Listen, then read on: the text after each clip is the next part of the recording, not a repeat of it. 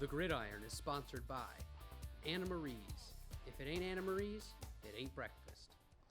Welcome to this week's edition of The Gridiron. I'm your host, John Brennan, joined with the head coach, Chad Brubaker. Springford traveled to Methacton this past week and got another packed victory, 39-0. More importantly, Coach Brubaker, congratulations, 100 wins in school history.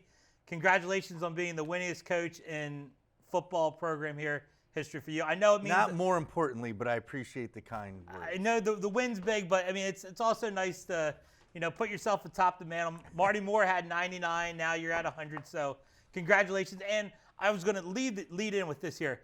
I know you want to probably take it and thank. I mean, there's so many players, so many coaches. I mean, it's not just you. It truly is like it's been an experience, and a lot of staff, a lot of players throughout the years have all been a part of those 100 wins. Yeah, and I said that to the Mercury after the game. We have a lot of people around the. If you start from the around it, we have parents and Touchdown Club members who are doing different things to support the program. Obviously, parents themselves who are allowing us to share their kids and hopefully together, guiding them to be better people and to also learn something from the game. And then, of course, managers, coaching staff. I mean, a lot of people say they have the best coaching staff, but they're all lying. We have just an unbelievable coaching staff that puts in countless hours, and and the kids themselves. Yeah. So, it takes a lot. It's humbling, quite honestly, the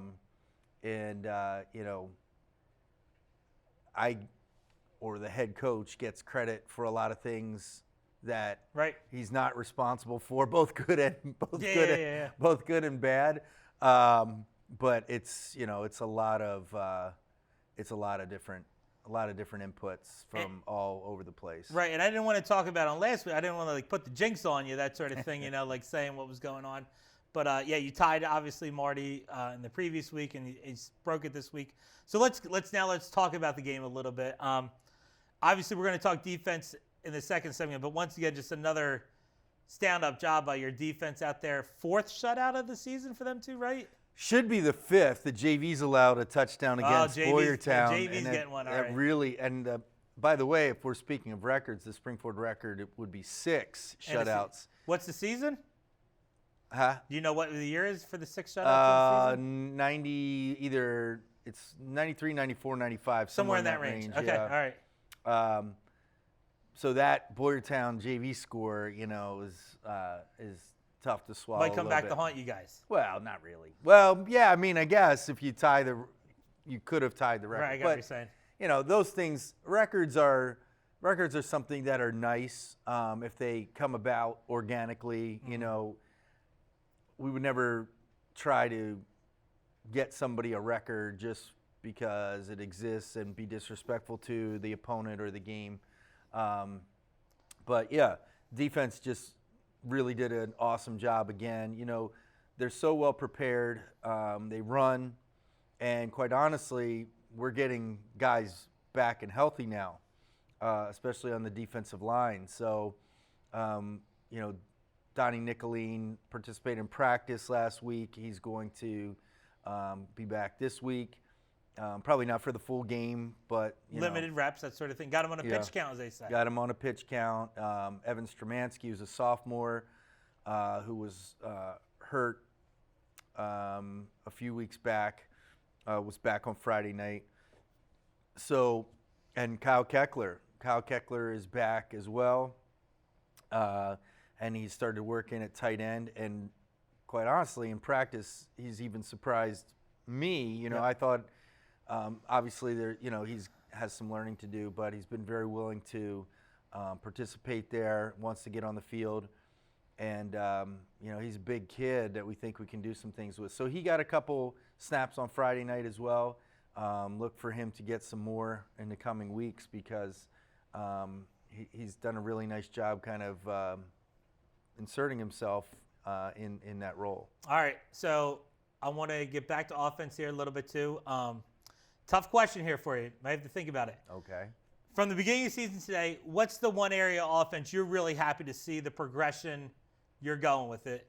And what's the one thing on offense still you're like, I still think we have some area for improvement. It needs to be a big focus for us as we finish up the last 2 weeks in this regular season for you too. Well, I would say, and I'm not ducking the answer, I'll give you more specifics, but I would say just overall, we have. Our running game was much better on Friday night than it's been. Passing game-wise, since we went to a two-quarterback system, Ryan Freed has been 26 of 30 with no interceptions, so that's pretty good. Yeah. Matt has done some nice things. Matt has some attributes that Ryan doesn't have and vice versa. Yeah. So, those guys have done a tremendous job. And offensive line-wise, we probably played our best game on Friday night. Being completely honest and candid as we are on this show, we were pretty disappointed early in the year about missed assignments and just not diagnosing what's in front of them. And we made some adjustments, kind of went back to basics, as football coaches sometimes say, and did a much better job on Friday night. And, so there were some things that, there's always things to improve upon. But I would say if, those are the things that have gotten progressively better. The one thing I would say, and I am, like you, nervous to say this because sometimes it can be a jinx. So we were just talking last night about how good our wide receivers have been. They catch everything. And, we've had some great receivers here, but everybody has gone through a case of the drops from now and then. And our guys are just catching everything. And I think it's because one of the reasons there's some depth and there's some competition, and guys know, like, hey, there's guys waiting in the wings. Mm-hmm. And, Colton Kashera had 7 catches for 107 yards, I think, on Friday night, a touchdown, a really, really nice touchdown catch. Zach Zollers has done an awesome job. Peyton West, Gage Swanger, those guys, Carson Bogdan had a touchdown call back on Friday night. So those guys have all done a really good job, and there are sophomores that have really progressed from the beginning of the year that are pushing those guys. So there's not like, this is my position for life or for the year. There's guys waiting and there's guys pushing them all the time. And I think that translates into, that happens during practice. And then it translates to games too. So. All right. So before we do highlights, you talked about the running game, and you talked about some things Harry kind of improve on throughout the year. You talked about offensive line. It seems to be now where like everybody's getting on the same page, and obviously you see it translate into, positive yardage, not those negative plays, not missed assignments, all of that stuff right there in your running game. What we were missing earlier in the year, and we got a couple on Friday night, is those chunk runs. Yep. And those chunk runs, they are the ones that snowball. Harry had like a 19-yard run. One thing our quarterbacks did a better job of Friday night was pulling the ball in read option or zone read. And so that's always helpful because it makes, you got to defend literally sideline to sideline then.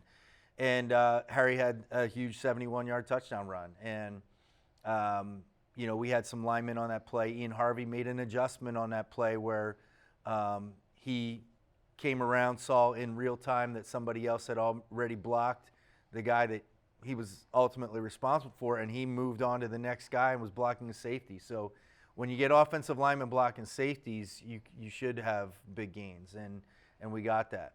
All right, Coach, good stuff. Let's check out the offensive highlights from Springford with Acton. Offensive highlights are sponsored by What's Hot? Cards and Collectibles.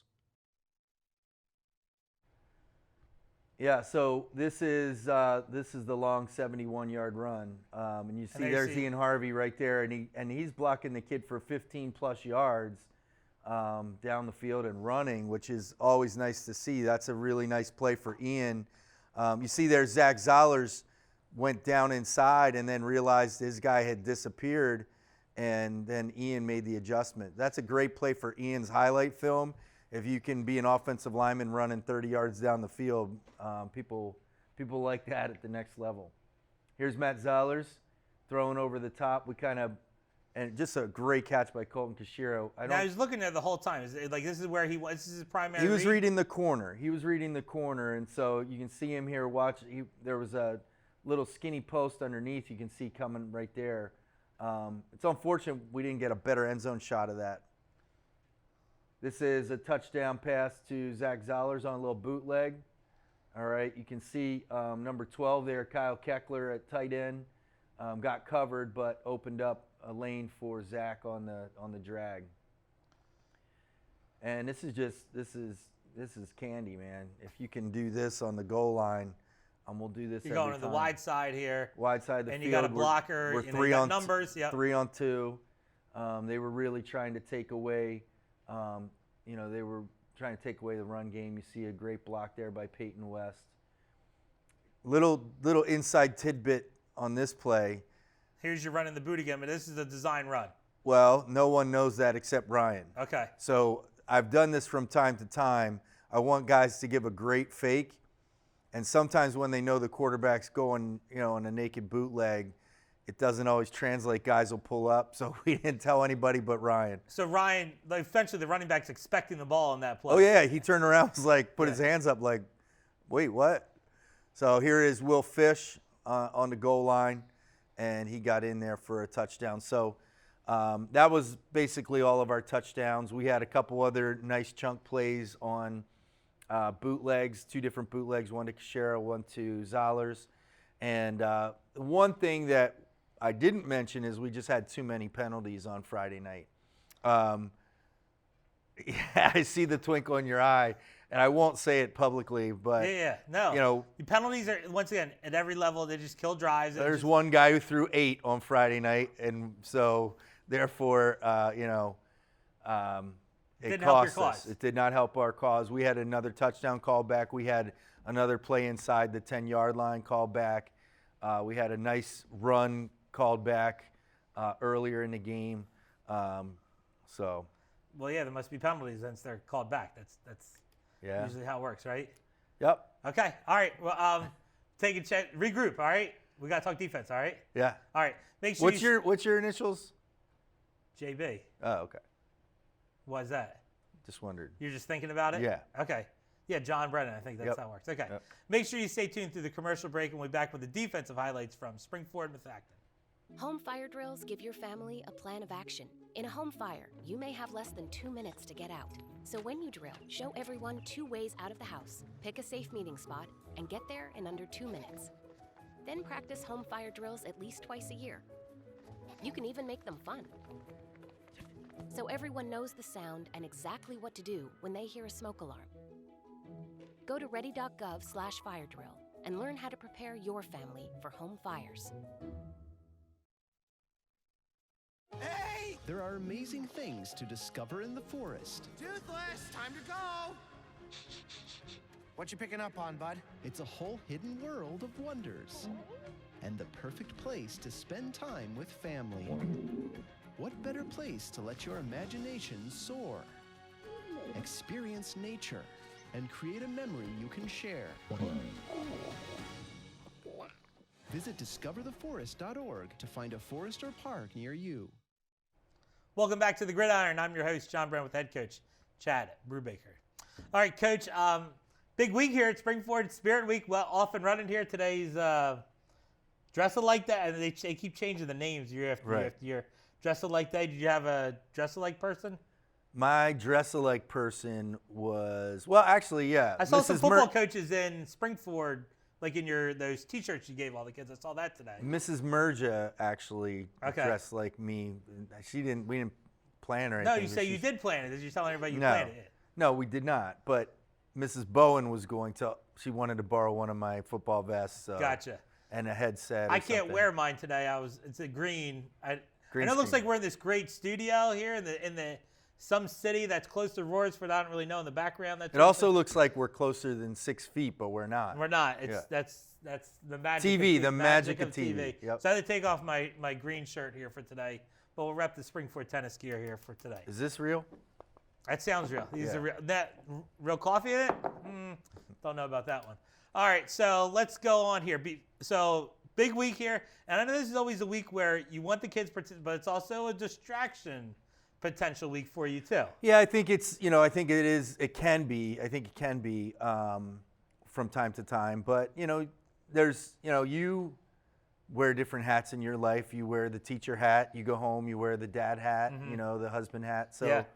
that's another part of learning as far as I'm concerned. Got to be able to wear multiple hats. You have to be able to wear multiple hats. You have to know when it's time to have fun, when it's time to lock in. So and O&J is 6-2. Yeah. So Don't steal the questions here. Just keep talking about distractions. Keep going. yeah. So well, now you threw me off. But O&J is 6-2. So they, that's you got to be focused. Well, that's what I was going to say. So basically, this game here for this week is, and it's our preview portion here, but we're still talking with Acton here. But you're talking about for second place essentially in the division if PV wins this week, and you're playing a team ahead of you in district rankings here too. So really a lot on the line for both teams in this situation about where they're going to fall in that crossover, and really, because once again here, you probably say a loss this week and districts really becomes a difficult task for you. Yeah. Yeah. Whoever loses is either in the bottom 15, 16 or whatever, or possibly out. And again, then our league doesn't necessarily help us in the sense that we're playing a 4A school or not a 6A school. Yeah.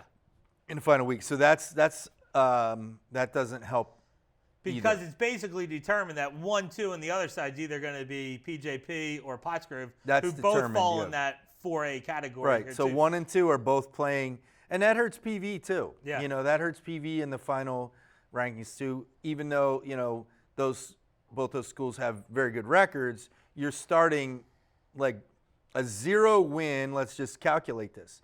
A 6A, you get 140 points, right? Yep. For just beating a 6A team. Yep. So 5A is 120. 4A is 100.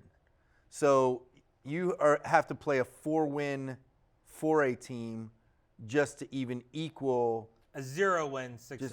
Correct. Yeah, right. Correct. Yeah. And District 3 really needs to change some of the One some of the needs things. to go like 3, you're saying. Well, no, District 3 has like this formula. Like right now, it's just wins. It's not like, okay, so if we play Manheim Township, who's very good. We did not win. And then they're playing, they're a pretty good team. We get their win points, but it's just not. There needs to be another layer there. It's so in other almost words, like you need like the PIW come down and say, here's the equations, you guys. This is what you guys got to do. You know what I mean? Like, it's almost like they let the districts. It's kind of like the states, yes. federal versus yeah, states. That's what I'm saying. Somebody's got to, but nobody wants to be that big guy and come Yeah, in well, say- and it's just we can make our own rules in District 1. Right. Like we haven't had a meeting in about 5 years, but we could make a different formula. But it depends on a team. Some teams that we play schedule a relatively soft non-league schedule, and then they might go play a AAA or Quad A schedule and get a bunch of wins. Well, that's not better than playing Manheim Township.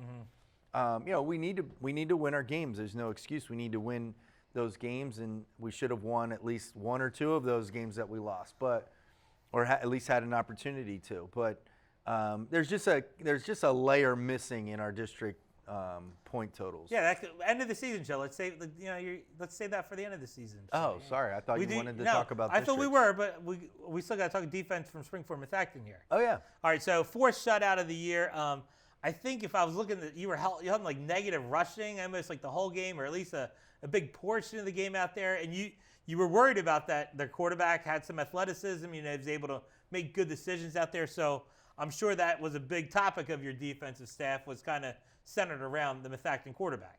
Yeah, and honestly, seeing him live, like he's pretty slippery. He's a pretty good quarterback.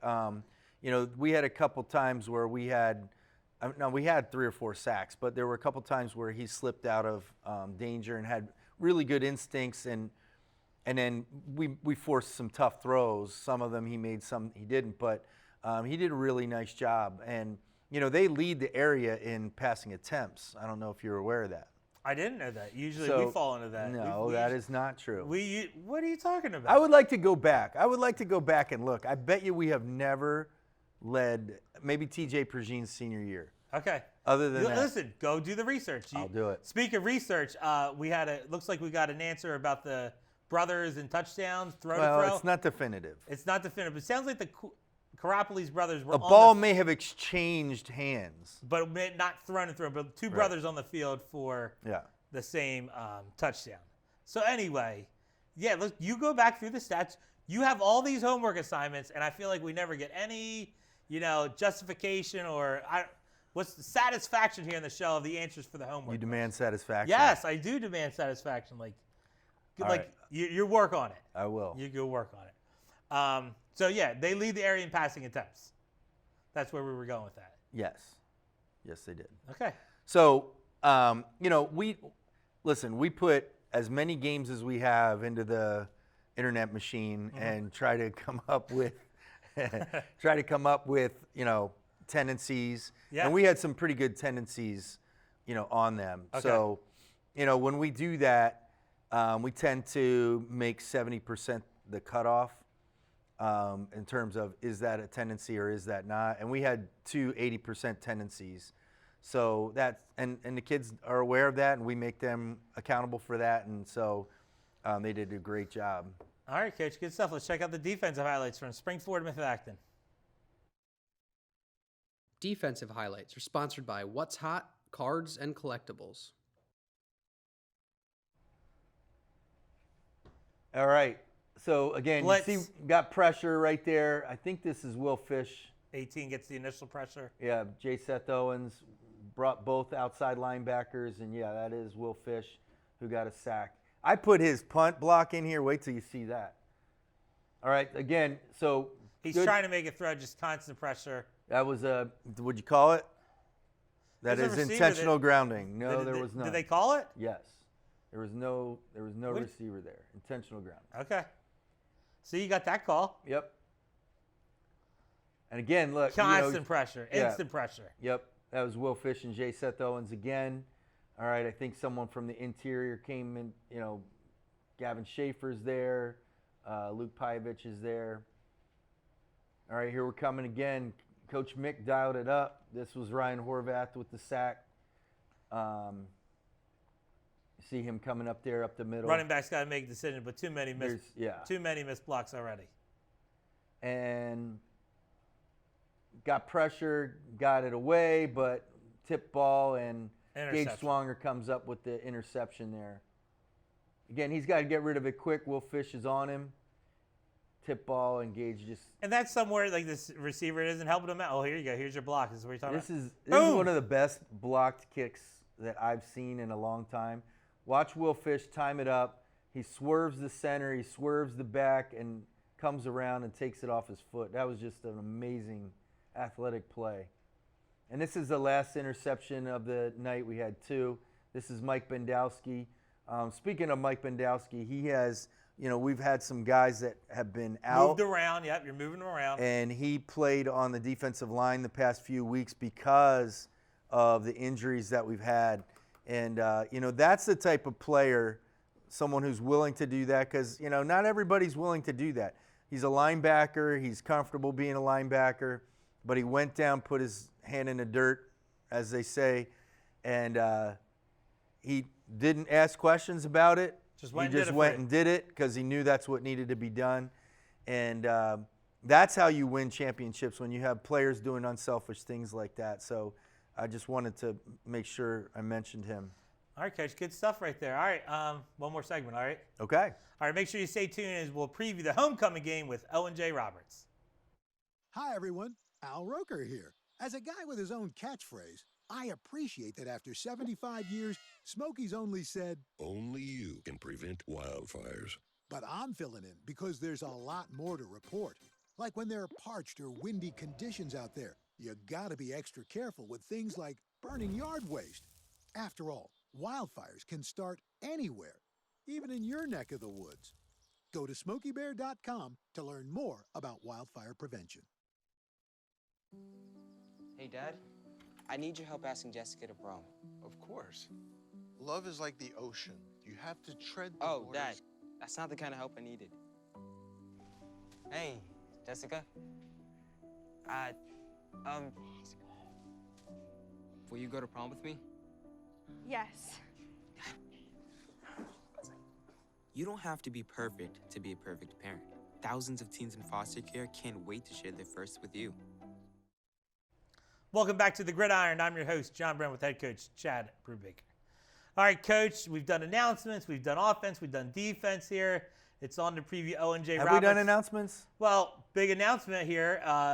The game this Saturday is going to be brought to you by RCTV on the YouTube channel.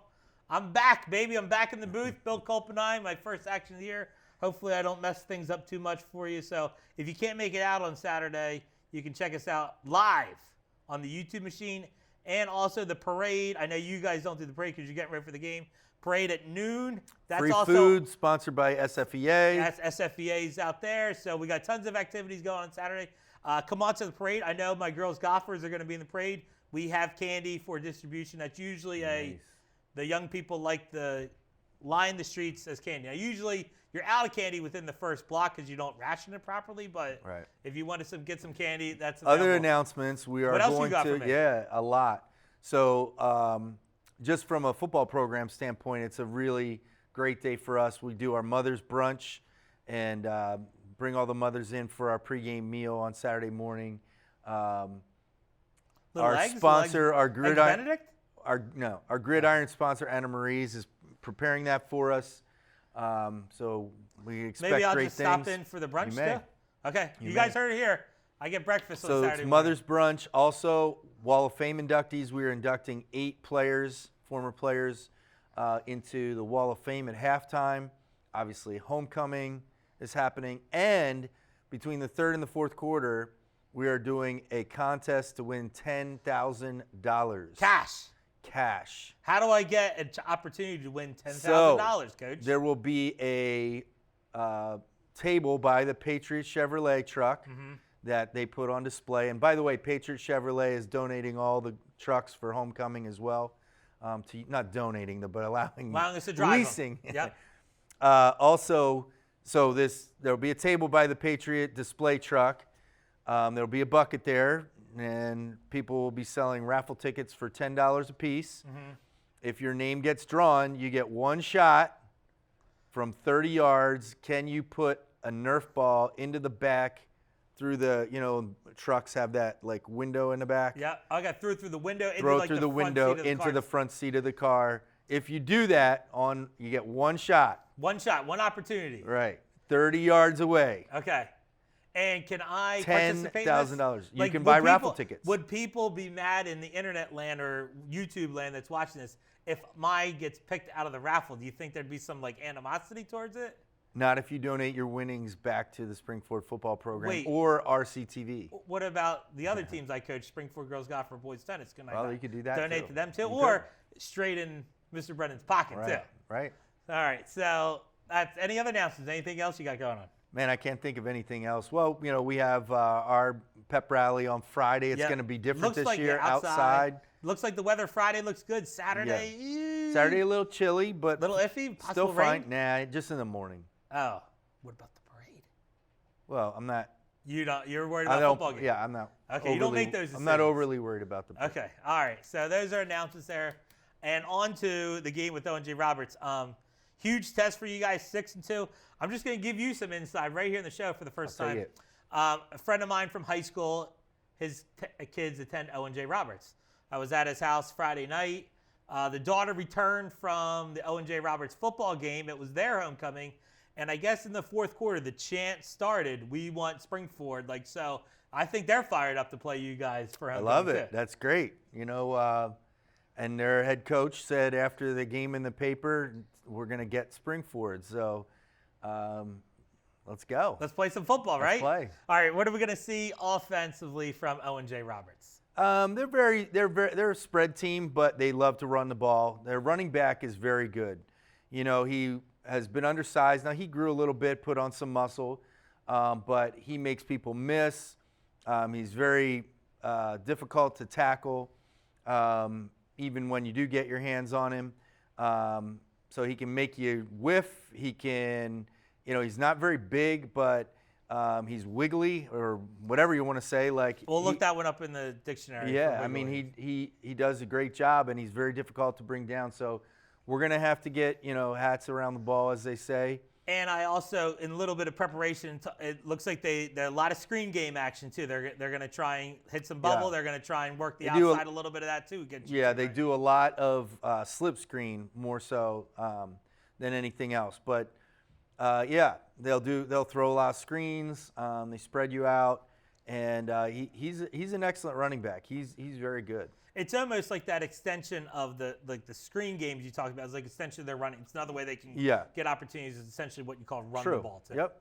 Look at me doing football every once in a while. Yeah. Every once in a while I get something right. All right, let's check out Owen J. Roberts on offense. Upcoming highlights are sponsored by XPO Business Equipment. All right, so this is Norristown on Friday night. You can see their 4 wides. Good pocket right there to throw that ball. Good pocket over the top. Corner tried to undercut it a little bit and wasn't successful. So trips here, they'll run inside zone, they'll run outside zone, they'll run counter. And this kid, like I said, I don't know if the wiggly is the right term, slippery, I don't know. But the quarterback. Here's a quarterback running it now. He can run a little bit, and they do a good job blocking downfield there to take it inside the 5-yard line. When you have these spread teams, the receivers have to really buy into blocking downfield too, right? They do. Yep. That was a nice little nifty move by the quarterback there where he stepped up into the pocket and delivered the ball, outside of what, they were normally trying to do there. And then here's their running back again, and you see him scooting for the touchdown there. So, yeah, our hands will be full. They lead the area in rushing yards. Okay. All right, so as always here, what are we going to see defensively from the Wildcats? They're multiple. So they want to be in a 4-4, but they do switch it up. They've run some 3-4. We've seen some 3-3 in certain situations, some more of a 4-3 look in certain situations, a lot of cover 2, cover 3. Anymore, it's not, we've talked about this before, teams can't just do the same thing. They don't do the same thing, and they like to blitz a lot too, so we're going to have our hands full.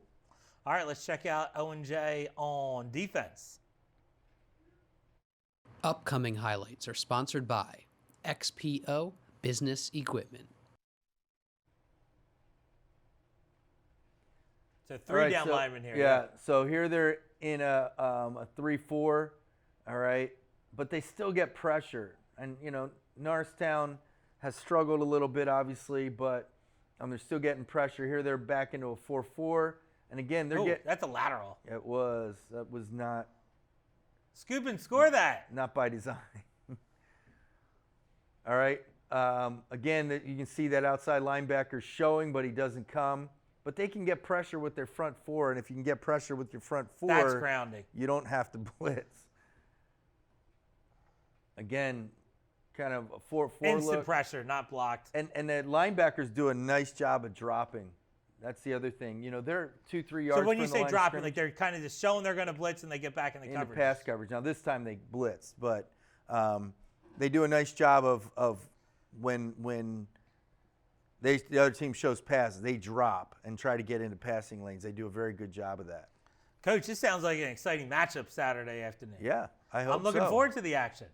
I hope so. I hope their student section makes a trip. Puts their money where their mouth is. Ooh, okay. Makes a trip out here, Let's hear them. One more question before I do the closing here, because I probably didn't do the correct research.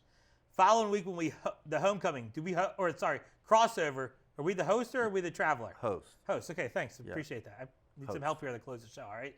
Host. Best luck to you in the crew Saturday. I'll see you for breakfast. All right. I'll be there? Come. There you go. Perfect. All right, make sure you tune in next week as we recap the homecoming game with Owen J. Roberts and preview the Pack crossover, which Springford will host. For the head coach, Chad Brubaker, once again, the all-time leading coach in Springford history. I'm your host, John Brennan. See you next time on the Gridiron.